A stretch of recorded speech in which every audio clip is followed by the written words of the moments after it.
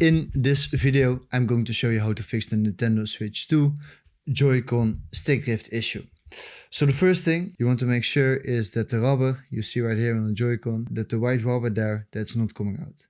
So you want to check it and you want to check that the white rubber, everything is okay. Then the next thing you can do is if you press on the Joy-Con and then you turn it clockwise a couple times. And then what you can also do, you can also turn it the other way around, other side.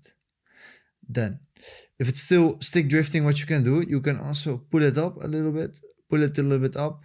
You can turn it clockwise, turn it a couple times, and then also you can turn it the other way around.